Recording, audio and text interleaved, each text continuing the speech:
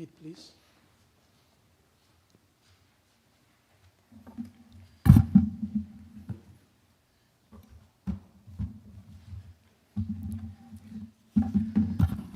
Good afternoon, everybody.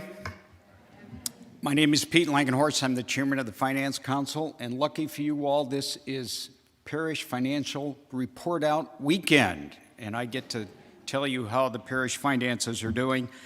As a reminder, our fiscal year ended June 30th, just 5 quick months ago. So I'd like to take you through some of the numbers. And by the way, we do have a summary of many of the numbers, and I'm going to talk about today on page 4 of the bulletin, so you can take that home and review those as well.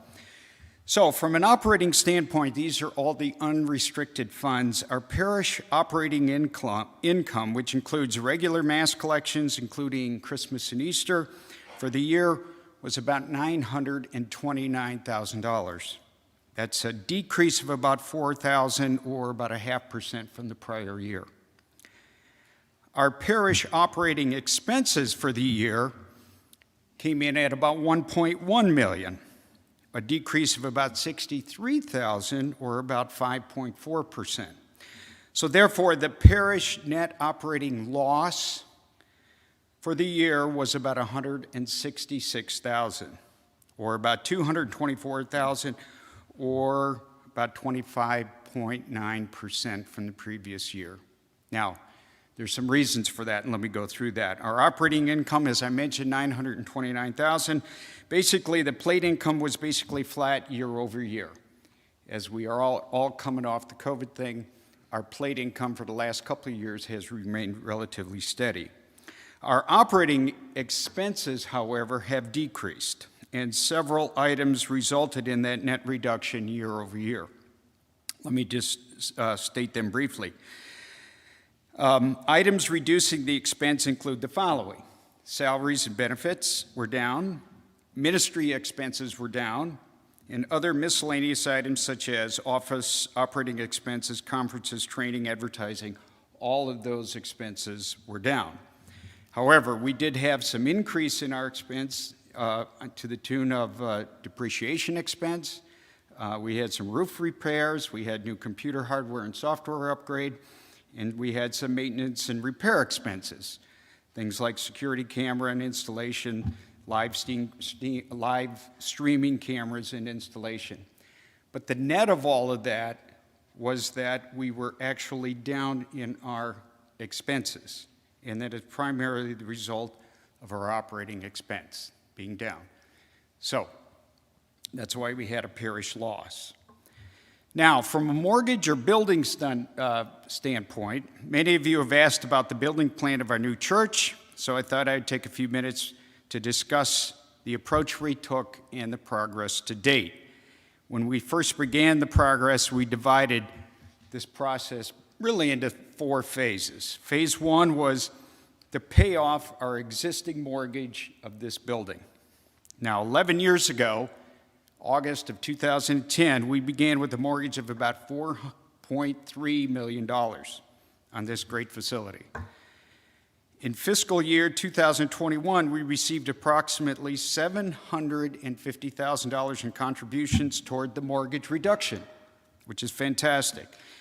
That broke up into $443,000 received through the Together campaign. Many of you participated through the diocese.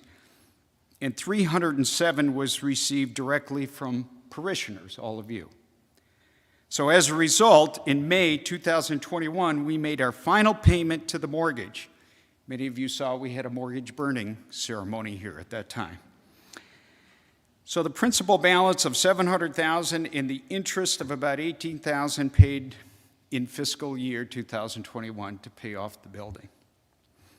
Now, phase 2 is to raise capital through the building fund.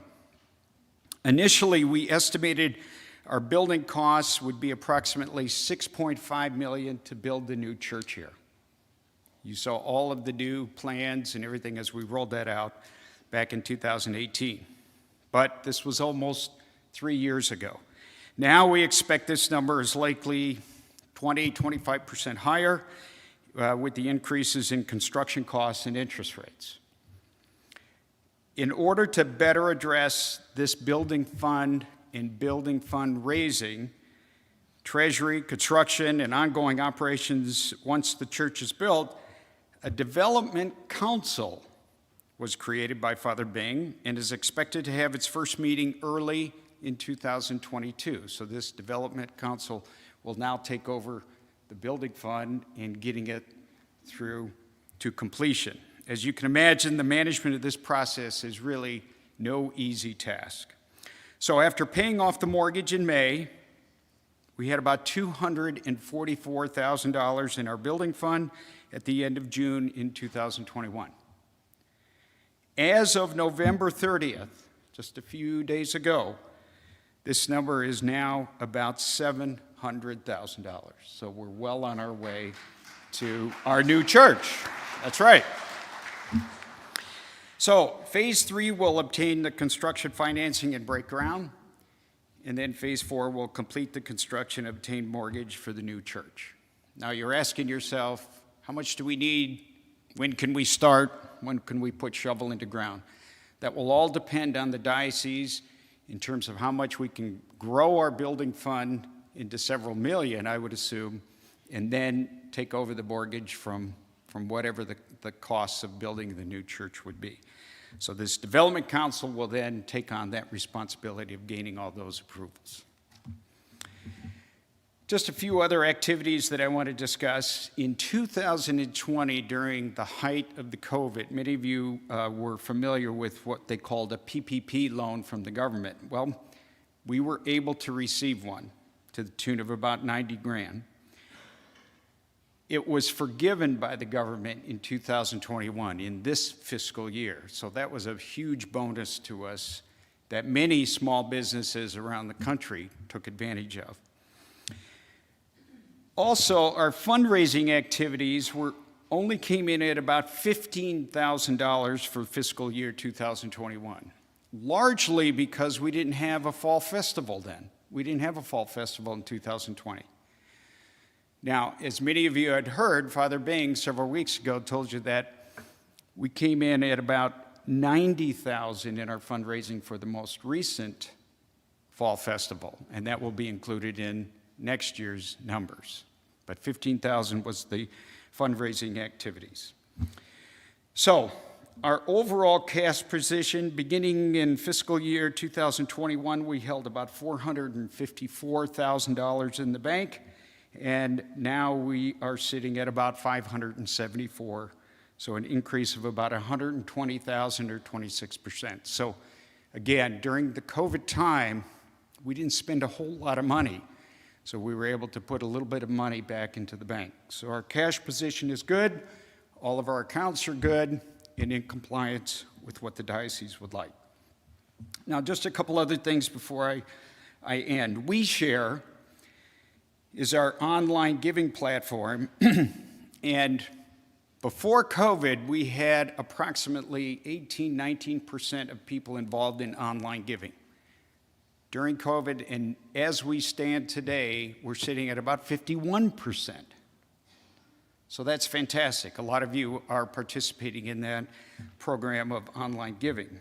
Now, I'd like to call one thing to your attention, and that is during the remainder of December, WeShare is matching recurring gifts up to $50 a gift and a maximum up to $1,000 a gift.